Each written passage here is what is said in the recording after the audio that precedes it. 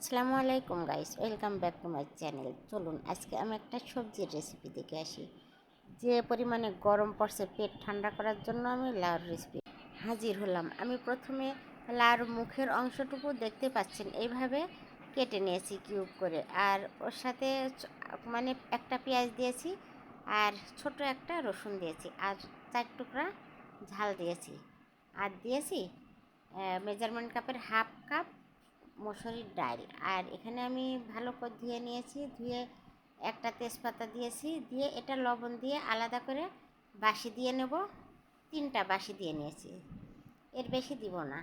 বাসি দিয়ে এটা সাইড করে নামিয়ে রাখছি। আর এটা আমি আলাদা একটা ফ্রাই প্যানে পরিমাণ মতো তেল দিয়ে দিয়েছি, দিয়ে 1 মুঠ পেঁয়াজ ভালো করে হাত দিয়ে ডলে ডলে তেলের উপরে ছেড়ে দিলাম।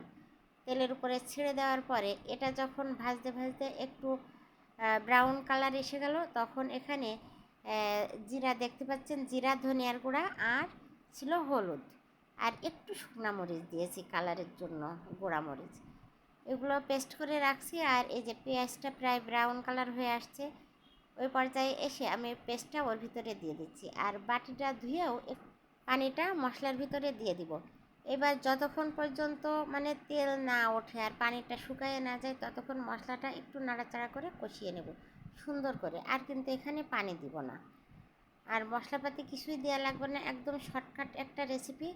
আর যারা রুটি খেতে পছন্দ করেন, এই সবজিটা তাদের জন্য মানে খুবই ভালো। গরম ভাতের সাথেও কিন্তু মন্দ নয়, এটা খেতে কিন্তু দারুণ। আপনারা এটা কিন্তু বাসায় ট্রাই করতে পারেন। লাউর মুখের অংশ দিয়ে রান্না করবেন, তাহলে এটা ভালো হয় বেশি।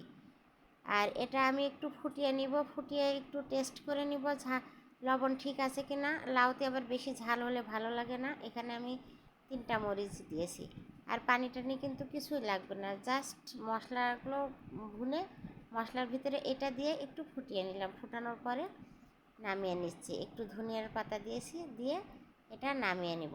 এইভাবেই তৈরি হয়ে গেল আমার ডাল দিয়ে লাউ রান্না।